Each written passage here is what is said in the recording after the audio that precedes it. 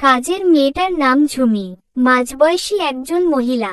ঘরের কাজ কম, সারাদিন আমি কি করি, কোথায় যাই সমস্ত খবর অনিবকে পৌঁছানো তার মূল কর্ম। ঘর আলাদা হলেও দিনের মধ্যে হাজারবার অনিবের ঘরে যাই, ল্যাপটপটা হাতলে ভিডিও ডিলিট করতে। একবার ডিলিট হলেই ব্যাগপেটরা নিয়ে পালিয়ে যাব এখান থেকে। মনে মনে গাঢ় প্ল্যান করেছি, কিন্তু ওই কথায় বলে শেয়ানে শেয়ান চেনে। অনিব এরপর থেকে ল্যাপটপ কখনোই রেখে যান না, তাছাড়া রেখে গেলেও এখন দরজা লক করে যান, যার চাবি থাকে উনার কাছে। সব আশা ছেড়ে কেবল রুমের আশেপাশে উকিঝুঁকি করেই দিন পার করছি। হয়তো আমার উকিঝুঁকির কথা ঝুমির মাধ্যমে অনিবের কানে এরই মধ্যে পৌঁছে গেছে। একদিন হঠাৎ অনিব আমাকে ডেকে পাঠিয়ে বললেন, ল্যাপটপ লাগবে বললেই পারো, এত কষ্ট করতে হবে? পাগলি বউ আমার, তোমার জন্য কোন কোম্পানির ল্যাপটপ কিনবো তাই বলো। আমি নিশ্চুপ। অনিব আবারও বললেন, নতুন চাইলে এনে দিব, কিন্তু ভুলেও এটার ধারে কাছে ঘেঁষবে না, কারণ পারবে না। শুধু শুধু শরীরের কসরত দরকার আছে কি? এখন যাও। সোজা রুমে চলে এলাম, বুঝে নিলাম এই যাত্রায় উদ্ধার মিলবে না, আর কখনোই মুক্ত হতে পারবো না। কিন্তু এর মাঝে বড় কোনো রহস্য আছে। প্রথম প্যাচ শুরু শিলা আপুর থেকে। সেদিন দেখা হতে অনিব যখন আমাকে নিজের বউয়ের পরিচয় দিলেন, তখন শিলা আপু বলেছিল যে সে আগেই ভেবেছিলাম এমন কিছুই হয়েছে। কি অর্থ তার কথার? আর আমি কেন অনিবকে বিয়ে করেছি, কেন পালিয়েছি একবার জিজ্ঞেসও করে দেখেনি। কিছু একটা আছে যা এখনো খোলাসা হয়নি, কিংবা হয়তো হয়েছে, শুধু আমার অজানা। রাত দিন একজোট করে আমি অনিবের পাহারায় লেগেছি, উনার প্রতিটা ধাপ কথা ফলো করছি। ইদানিং অনিবকে খুব আপন লাগে।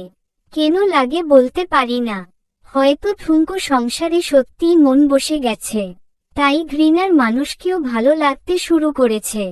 একদিন বসে বসে ভাবছিলাম, অনিবের গার্লফ্রেন্ড ছিল, ওই মেয়ের সাথে কথা বললে কেমন হয়? অনিব সম্পর্কে অনেক গোপন তথ্য জানা যাবে, পরে এই তথ্য কাজে লাগিয়ে অনায়াসে অনিবকে ব্ল্যাকমেইল করা যাবে। যেই ভাবা সেই কাজ। আপত্তি ঘটে নাম্বার জোগাড় নিয়ে। অনিব নিশ্চয়ই দিবে না, আর উনাকে বলাও যাবে না। একমাত্র উপায় মিতি।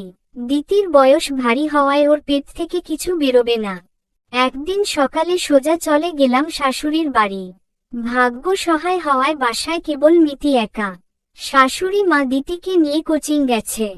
ইনিয়ে বিনিয়ে কথা বলা বরাবরই আমার স্বভাবের পরিপন্থী, তাই সোজা প্রশ্ন করলাম, আচ্ছা মিতি, আমি কিছু জানতে চাইলে বলবে? অফকোর্স ডিয়ার ভাবি, প্রশ্ন করেই দেখো, খুব ভালো মেয়ে। আচ্ছা বলো তো, অনিবের সাথে যে মেয়ের সম্পর্ক ছিল তার নাম কি? মিতি গভীর ভেবে বলল, মনে পড়ছে না। নেক্সট প্রশ্ন। আমি হতাশ হয়ে বলি, ও, তাহলে ওই মেয়ের ঠিকানা বা ফোন নাম্বার কিছু তো আছে? ঠিকানা জানবো কিভাবে? এত আদিক্ষেতা আমি দেখাই না, তবে নাম্বার আছে। ভাইয়ার ফোন থেকে একবার লুকিয়ে নাম্বার নিয়ে সেভ করে রেখেছিলাম। আমি খুশিতে টকবক করে বললাম, জলদি দাও আমাকে। আচ্ছা থামো, পুরনো সিমে নাম্বারটা আছে, ওটা খুঁজে ফোনে পুরে দেখি কি হয়। মিতি আধা ঘন্টা অনেক ঘাটাঘাটির পর সিমটা খুঁজে ফোনে পুরল। এরপর খুশিতে লাফিয়ে উঠে বলল, এই তো পেয়েছি, সেভ করে নাও। আমি নাম্বার সেভ করে নিয়ে সেদিনের মতো বিদায় নিয়ে চলে আসি। অপেক্ষা করতে থাকি রাত হবার। সন্ধ্যা পেরিয়ে রাত নামে। তড়িঘড়ি রাতের খাওয়া শেষ করে নিজের ঘরে এসে দরজা লাগিয়ে দিই। তারপর আরাম করে বিছানায় বসে ফোন হাতে নিলাম। অনিব এ ঘরে আসবে না, তাই নিশ্চিত মনে সেই নাম্বারে কল করি। প্রথমবার ধরল না, দ্বিতীয়বার কল করতেই ধরে। হ্যালো। আমি ভয়ে ভয়ে বললাম, জি, এই নাম্বারের মালিক কি আপনি? ওপাশে তিক্ত কণ্ঠে বলল, কি আজব, আমাকে ফোন করে এখন উল্টো বলছেন এই নাম্বার আমার কিনা। কাকে চান বলুন তো? তাহলে আপনাকেই চাইছি, কিন্তু কেন চাইছি তা ফোনে বলা সম্ভব না। কাল দেখা করি কোথাও। আচ্ছা আপনার পরিচয় তো বলবেন। কে আপনি? আমি কি চিনি আপনাকে? পরিচয় পর্ব কালকে সারব, আর আপনি আমাকে চিনবেন না, তবে আমি আপনাকে চিনি। কাল কোথায় আসবেন বলুন। একটা কফি শপের নাম বলে মেয়েটা রেখে দেয়, আর সাথে সাথে ভয় সঞ্চার হয়। সত্যি ওই নামে কোনো কফি শপ আছে তো? মেয়েটা আসবে তো? হাজারো প্রশ্ন মাথায় নিয়ে অস্বস্তিকর রাত পার করি। পরদিন সকালে রেডি হয়ে দ্রুত নামতে গিয়ে ধাক্কা খেলাম অনিবের সাথে। অনিব আমাকে ভালোমতো দেখে বললেন, কোথাও যাওয়া হচ্ছে? কোথায়? বান্ধবীর সাথে দেখা করতে।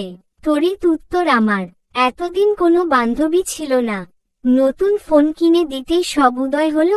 নতুন সিমে কি কোম্পানি থেকে সবার রিলেটিভ, ফ্রেন্ডদের নাম্বার সেভ করে দিচ্ছে?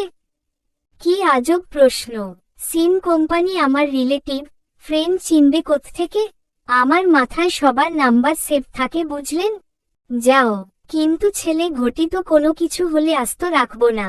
চিড়িয়াখানার একটা গাধাকে ধরে তোমার সাথে বিয়ে দিয়ে দিব। ফাজিল লোক একটা, বলেই গটগট করে বেরিয়ে এলাম।